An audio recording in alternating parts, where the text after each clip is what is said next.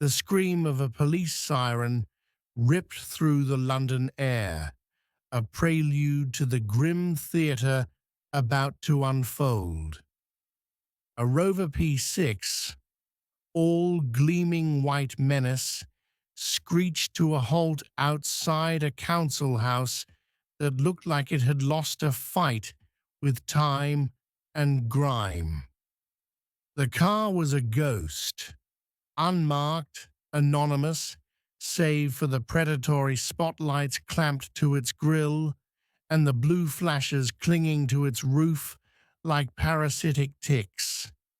It was a wolf in sheep's clothing, a hunter disguised as a family saloon.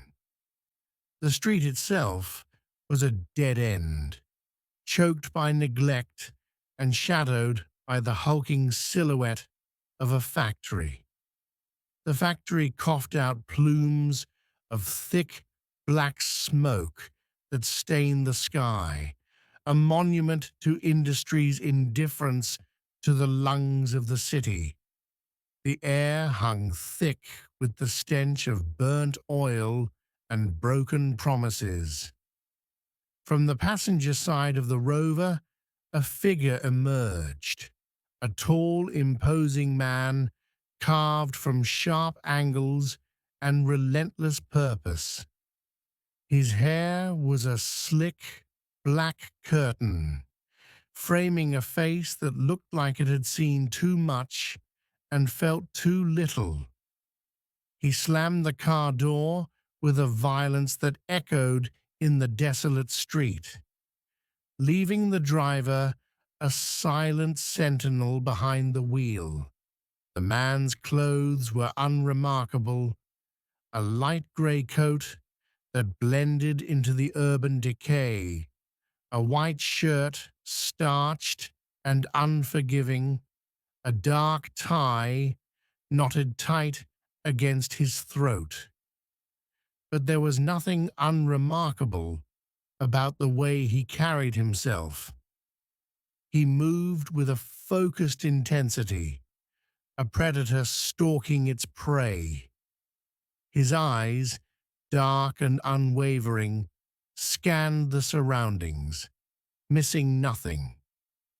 In the distance, two teenage shadows detached themselves from the crumbling brickwork.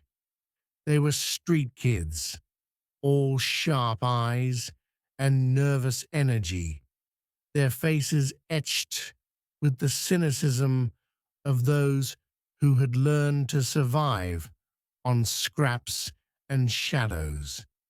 They clocked the car, the man in the grey coat, and the unspoken threat that radiated from him like heat from a furnace.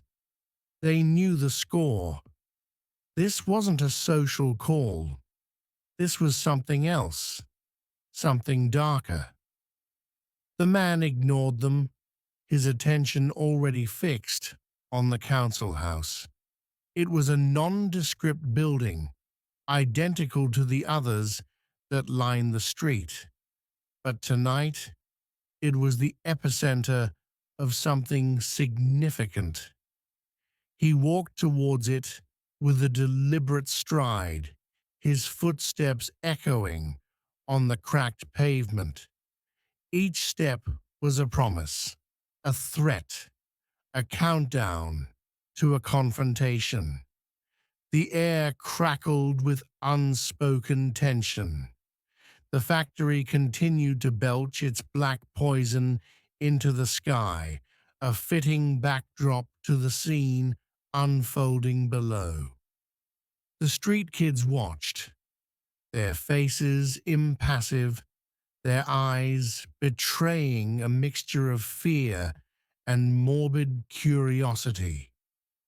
They had seen this before, the arrival of the men in unmarked cars, the sudden intrusion of violence into their already precarious lives.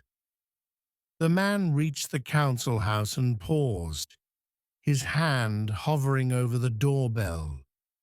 He took a deep breath.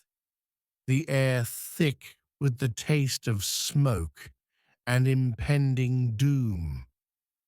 He was a storm about to break, a force of nature unleashed on this forgotten corner of the city. The night was young, but for someone inside that house, time was about to run out. The game was on.